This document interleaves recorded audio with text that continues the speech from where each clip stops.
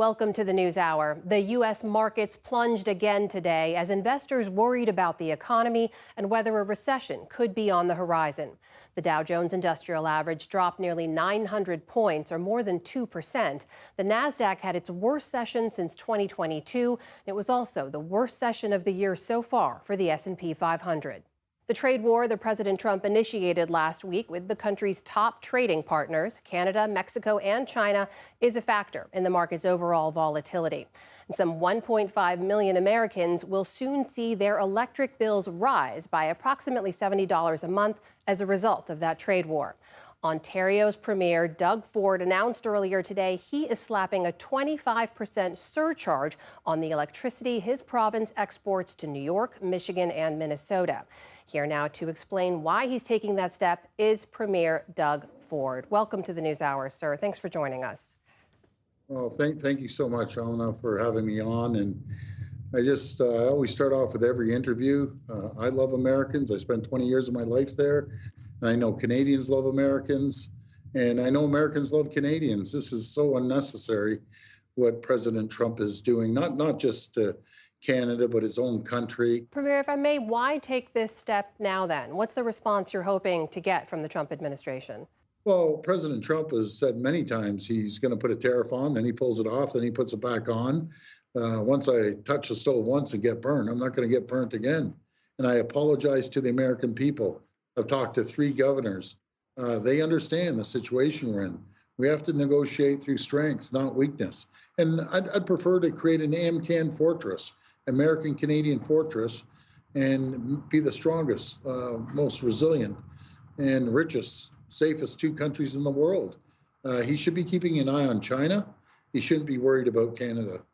You've said, too, that if the U.S. escalates, you won't, quote, hesitate to shut the electricity off completely. What do you view as escalation? Well, that's the last thing I want to do. You know, I love our American neighbors. I want to send them more electricity. I want to send them more critical minerals. We want to send them more energy in total.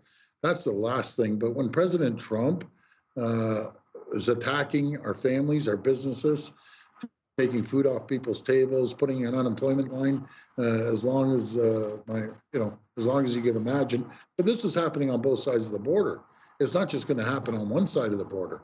I do not understand his rationale, and we just want to sit down and have a fair USMCA deal that he created, and he said it was the greatest deal ever. So I don't know why it's not the greatest deal ever now, but we want to sit down and negotiate with him. He did end up pausing many of the tariffs he wanted to impose on Canada. If he moves forward with those, would you view that as escalation? Would you then shut off electricity exports completely? Well, I'd add another 25% onto the tariff charge right now. So it'd be a total of 50%. But that's the last thing I want to do. If we take the 4.3 million barrels of crude oil we ship down daily, that helps your economy move forward. If you put that to the side, the U.S. has a $56 billion surplus on Canada, and I'm fine with that. That's not a problem. But let's sit down and negotiate like 2 business-minded people. You mentioned that surplus. I mean, it's fair to say that Canada is more dependent on U.S. exports than America is on Canadian goods. Is it also fair to say that Canadians are suffering as a result of these tariffs? Are they with you on escalating the terms here? Absolutely. I've never seen patriotism run so wild across our country ever. It's a united Canada. President Trump has underestimated the resilience and the strength of the Canadian population. And we're your number 1 customer right across the board on everything. And why you want to hurt your number 1 customer? We buy more goods, more autos, more agriculture, more everything off the United States than anyone. President Trump has said, I'm sure as you've heard, that this is about reducing the amount of fentanyl that's crossing the northern border. His White House economic advisor, Kevin Hassett, yesterday just alleged that Canadian authorities aren't going after some secret fentanyl labs in Canada. He said Canada's got a big drug problem. What's your response to that? Wow, I call the pot calling the kettle black on that one, but I agree. Do we tighten up the borders on both sides? Absolutely. And we listen to President Trump. I was a big advocate about tightening up our borders on both sides. We put over 10,000 personnel along our borders. We've bought fixed-wing aircraft, helicopters, drones, boots on the ground, boats in the water. You name it, we have it. And we've seen a drastic decrease. I'll speak for Ontario alone.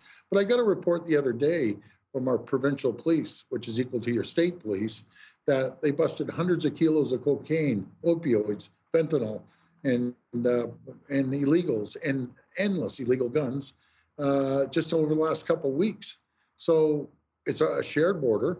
I've had the DEA come up to meet with me.